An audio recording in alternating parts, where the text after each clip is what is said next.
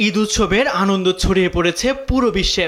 বিশ্ব ক্রীড়াঙ্গনের তারকাদের পাশাপাশি ভক্ত সমর্থকদের শুভেচ্ছা জানাতে ভোলেননি দেশি তারকারাও। কদিন আগে বাংলাদেশের জার্সিতে অভিষেক হওয়া হামজা দেওয়ান চৌধুরী শুভেচ্ছা জানিয়েছেন দেশের সমর্থকদের। বর্তমানে ইংল্যান্ডে থাকলেও হামজা ভোলেননি বাংলাদেশি সমর্থকদের। ঈদের শুভেচ্ছা জানানোর পাশাপাশি জুনে জাতীয় দলের ফেরার প্রতিশ্রুতিও দিয়েছেন এই তারকা মিডফিল্ডার। এক ভিডিও বার্তায় তিনি বলেন, Assalamu alaikum everyone.